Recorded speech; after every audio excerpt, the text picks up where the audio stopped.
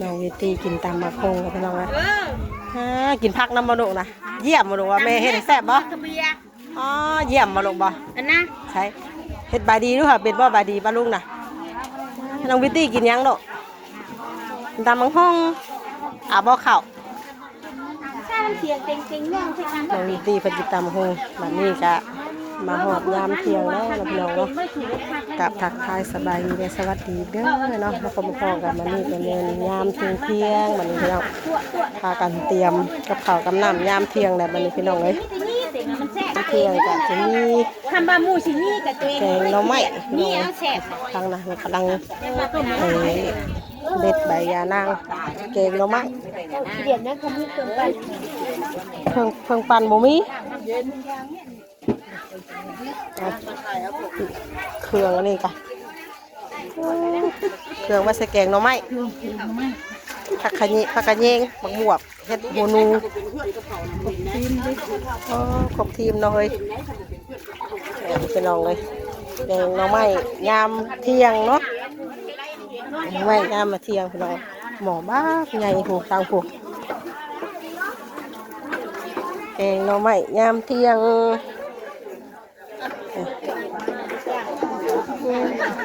แกงหน่อไม้เฮ้ยน่ะต้มขดบัวอยู่พี่น้องยำหมักฮงกับยำอยู่พี่น้องเลยทางพี่บานาทำหมักฮงยำเที่ยงเตรียมไว้เตรียมเครื่องไว้เตรียมพร้อมเนาะ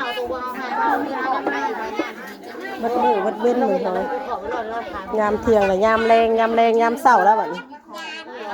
ต่อเลยยังอยู่เจ้ากระบวนเราขอไปจังจังจังขอไป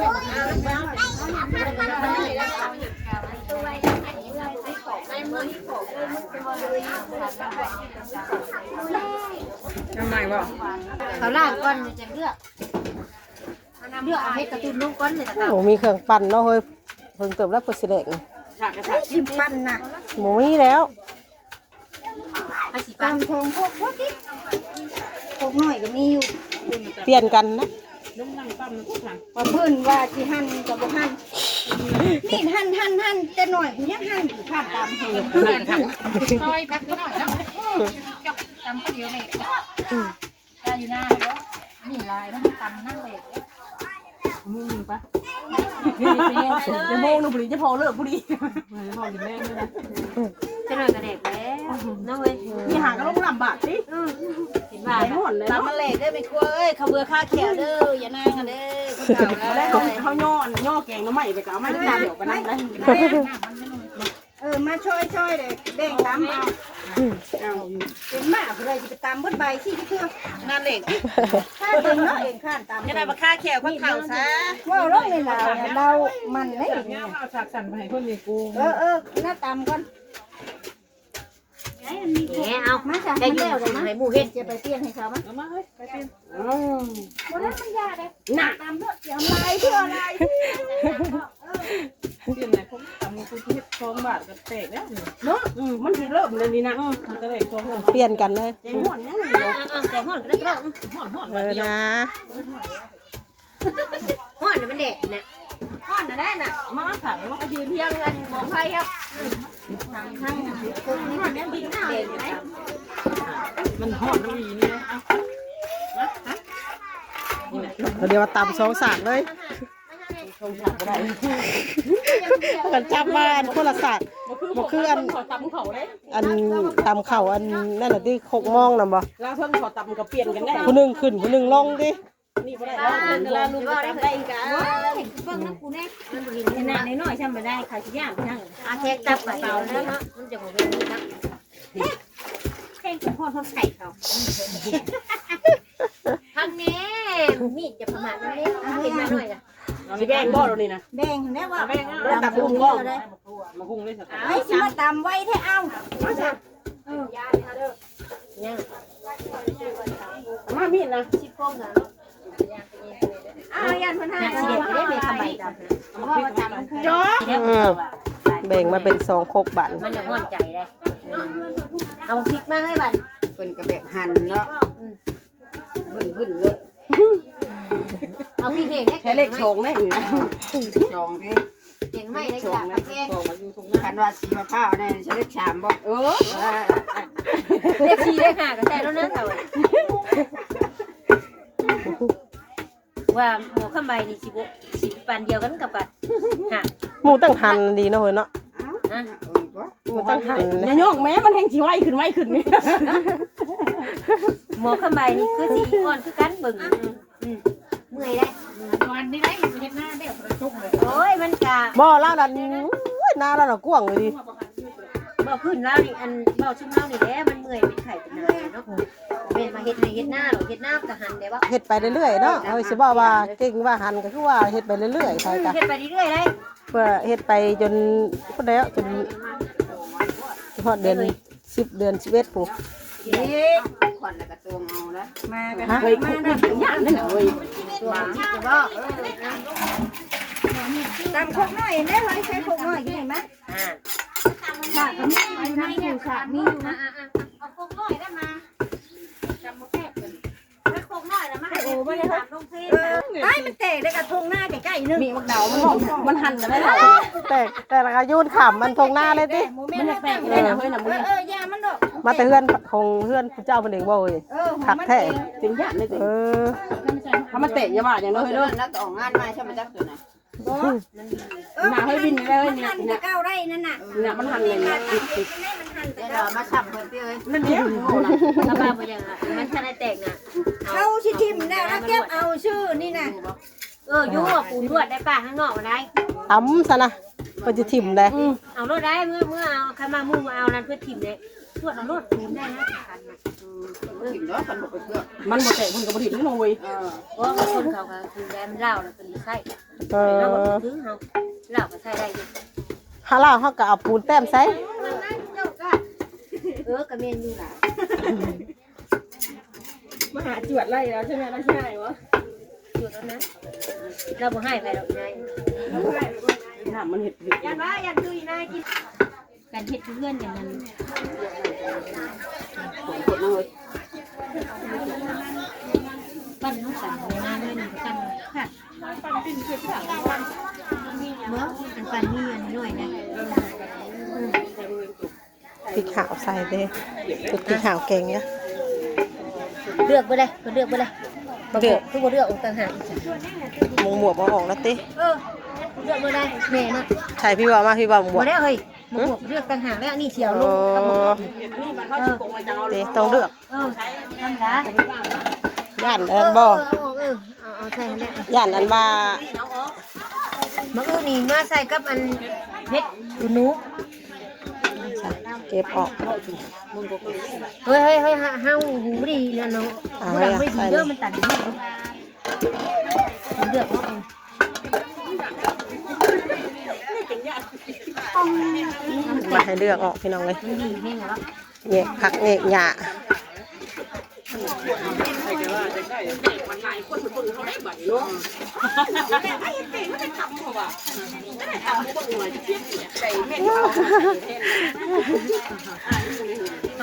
ให้ตำนั่นสิให้ตำเสียมตำบ่บึ้ง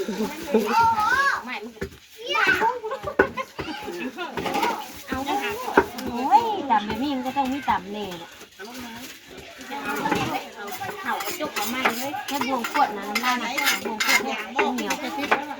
ถ้าดำแค่เข่า หัวทางอย่างนี้ก็ ได้เวลาแกงเลยพี่น้องเลยบัดอ๋อต้อง เครื่องมันดีได้บ่ เครื่องล่างเรียบร้อยแล้วดูโห มันผดมันถ้าแตกกระเติน เฮ้ยดูบ่ถึกข้างได้เท่าเอ้ยนี่ ถือกันครับ โอ้สลับละลายแล้วค่ะกันกับมักดูกันแกงหน่อไม้ใส่น้ำตาล บางคนเนี่ยเราคือบ่มัก บัดอันปูนะบ่มัก เพื่อนให้มันผดก็เป็นยังไงผดเป็นใช่ป่ะผดอาจจะเอาเครื่องใช้เครื่องนะครับมันผดใช้เครื่องแล้วก็ทำเอาปัดแห้งไว้เนาะ ผดบวกันเด้อให้ การนั่นดิการนั่นได้แล้ว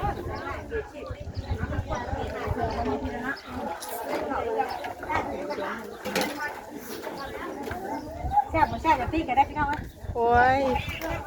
เสือสีมืออยู่ชาติได้กินตัวเฮ็ดแต่เก้านะว่าพ่อกินอยู่แซ่บอยู่ พอกับหมักเลยนะ แม่น แล้วฟัน กับผมอ่ะแต่นี่ยังบ่เคยเฮ็ดผ่านงานใหญ่ซี่เทื่อกันนะมีแต่ผ่านได้เฮ็ดน้ำขอบน้ำครัวสิแบบว่างานใหญ่แบบนี้น่ะยังบ่ทันได้เคยเฮ็ดจักเทื่อเฮ้ยยังบ่ทันได้ออกงานมีแต่เป็นลูกมือหมู่นั่นไล่อยู่ก็คอยฝึกฝนไปเรื่อยๆนี่เครื่องเต็มกระซ้ำพอดีเต็มหม้อเลยไข่พดจะก้อนจังเอาลงบ่เฮ็ดนั่นเอาลงเลยเฮ็ดน่ะน้อยเอาเฮ็ดมันเพื่อมสิสุกเด้เฮ็ดนั่นเพื่อมันสิสุกเอาลงเลยเฮ็ดเนาะบักนั่นหน่อยเนาะเปื่อยแล้วเนาะ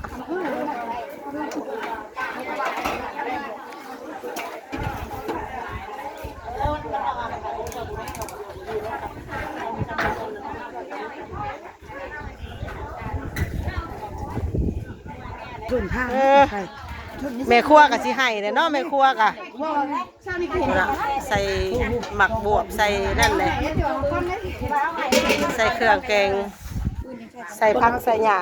น้ำลังข้าวบ่นึ่งข้าวคือยังเป็นมิตรกับชาวอยู่เลยใจเย็น เป็นบ่ทันแกงน้ำไม้บ่แกงน้ำไม้คือบ่ได้ แกงน้ำไม้คือว่าเอาเครื่องลงบัดแล้วนี่บัด กินช่วงบ่ายมันยังแซ่บแม่นพูดตัว น้าขอบคุณช่วงนี้ไม่ได้แซ่บเลย ค่ะแม่นไปเห็นบ่ทันบ่จัก ว่าเป็นได้ที่ ไปเห็นบ่ทันจักแม่นเนาะ ก็เป็นอะไรที่หน่อยที่ว่าข้างในอยู่ว่า ที่พักกันอยู่ยังสิ แม่นหน่อไม้มันกะขมแน่เนาะเฮ้ยกะต้มมันจืดคักแน่เฮ้ยเห็นว่ากะทำเก่งให้มันจืดมันจังแซ่บเสือนุ่มอยู่กับสิเว้าคือผาขี้ดื้อบัดมันคือมาโรงเรียนเว้นแทนนี่อืม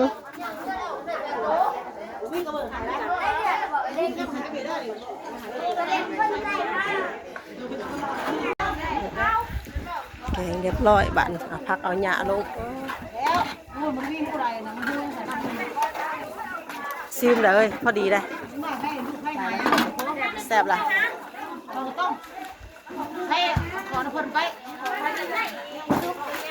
เลยให้เราต้มแต่คนไทยไม่คุณว่าบอก ใช่เฮ้ย หนักว่าของต้ม มีข้างในเพื่อนเอาไปข้างในได้กินนี่เธอเตี๋ยวเลยเห็นเอาตัวอยู่อันนี้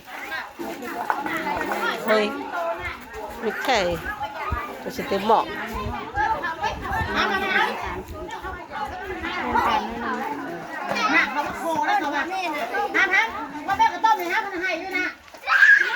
ใส่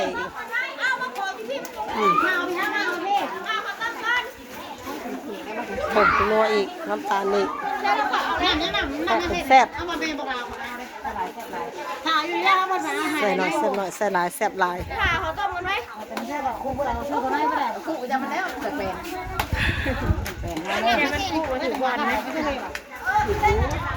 แรกเลยตำมะกุ้งเลยพวกก็ฝากตำมะขี้กันนะบ่เอาให้มาเก็บมาให้มาให้เฮ็ดจังโควัวจุกจิกยังอีกแค่นี้คิดเฮ็ดให้ว่าสิได้นี่ก็ ไปหาทงมาแล้วสวยมากแล้วได้นี่ห้องที่ให้เลยนี่คอนไฟอุดนี่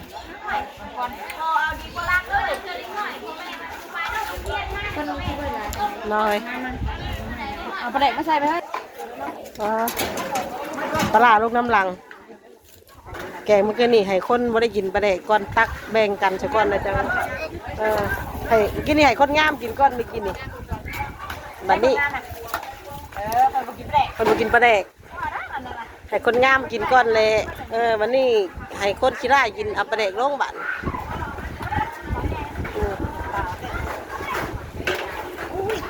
ทอดเค็ม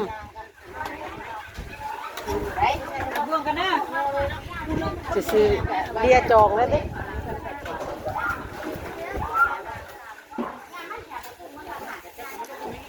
ต่างคนกับส่วนเข่าน้องเลยส่วนเข่าฮ้อนๆนี่เนาะ กินกับแกงละไม้ตำมังหุงพี่น้องเลยเข้มนะกินนี่มันพอดีเลยติเมื่อกี้มันพอดีเลยเพิ่นไปใส่ปลาแดกมาดิแต่เข้มหน่อยหนึงกับยาแล้วพอดีหลายปะกินเลยผู้เพิ่นกินแก่เพิ่นกะซิมดอดเลยผู้กินจังคือแม่หมอคิมกับเข้ม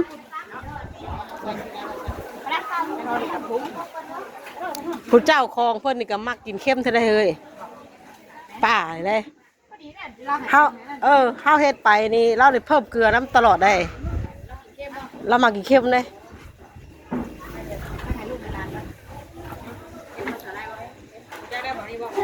ผู้อันแจกข้าวหาเรานี่แล้วเรามักกินเข้มเรามักกินเข้มเรานั่นเองแค่กับข้าวให้สู้เรากินบัดไรนั่นเราอันเราสิมักอันเพิ่มเกลือน้ำตลอดได้ใส่ทงบ่โอ้ยเนาะเบิ่งหวดมือกันได้เอามือสู่ลูกสู่ผัวกินก่อนพี่น้องเลยเอา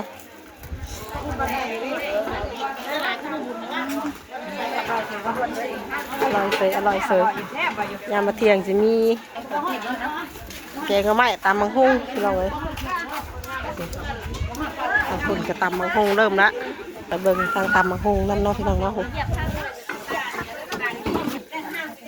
ตำเค็ด2 คกเลยเว้ยควม2 คกแล้วไว้มาทางนี้ก็ไม่เลือกตำแล้วบ่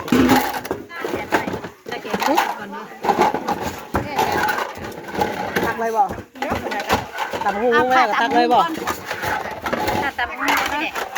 อาจารย์เนาะเผื่อจะตักเนาะมาเค็มค่ะ ต้มเกี๊ยวพร้อม น้ำไปน้ำอาจารย์ก็สำหรับเขาอยากประคันเปลี่ยนแมงคั่วเนาะวานนี่เนาะ เอาแบบว่าแซ่บคือกันเอามันคือแบบว่าเฮ้ยก็แบบว่าคุ้มแบบคุ้มมันเด้เขาก็คุ้มเฮาก็เล่นคุ้มเฮาอยู่เด้อแซ่บแซ่บมันเลยเข้มกับพ่อเนาะ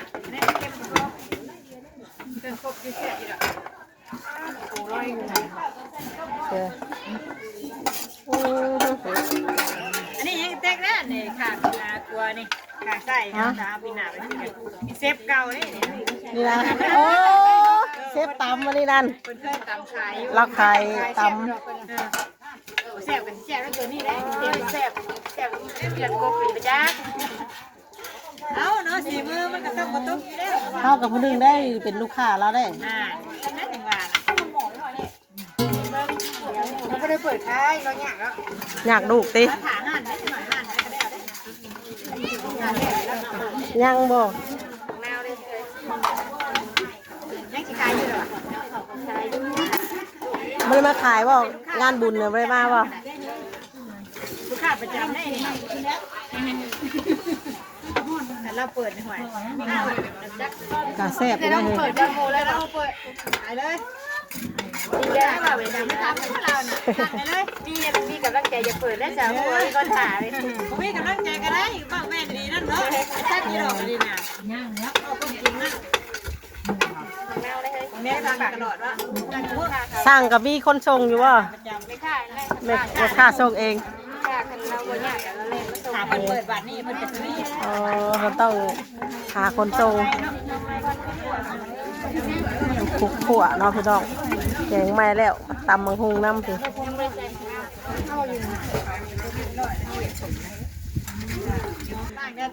อ้าว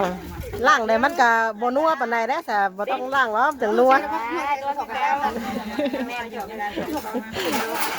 อายุติเคยสูตรไผสูตรมันด้วยนะแต่ละคนนี่ก็เป็นแม่ค้าหมดได้นี่มาถามเขาไม่ได้เป็นแม่ค้ารำมังคุงได้เขานะ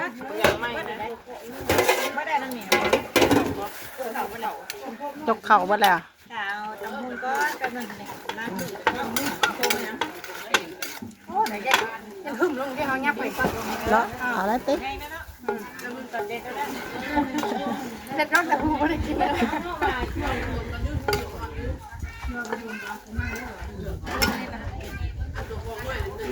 เล่นนะพ่อเลยว่ามีเป็นใหม่พ่อแล้วเล่นนะยามนี่นอนตามกอกอะไรแมงหอมได้เนี่ย อ๋อสีสัน ลายแตกเลยวะ มันน้ำลายแตกมันนั่นเลยสำหรับตำบักหุ่งแล้วเป็นยัง มันจะได้กลืนมันได้บ่ มันจะได้กลืนมันกับน้ำลายแตกเลยวันนั้นเห็นว่าเวลาเบิ่งคลิปตอนช่วงเลิกๆนะเลื่อนไปเห็นนะกะโอ้ อยากได้ทำอะไร คิดอยากแบบโอ้คือ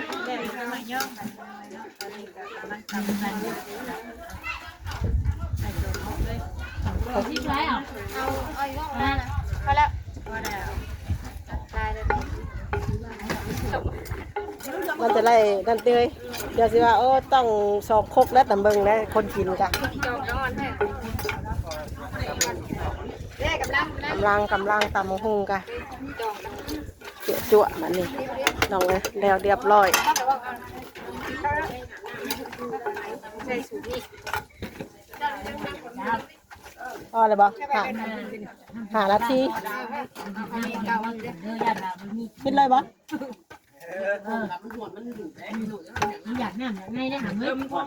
เดี๋ยวเรียบร้อยเลยพี่น้องไอ้บ้าน ฉันเขาว่า เนาะสารข่าวก่อนเวลาย่อกินข้าวเที่ยงบัน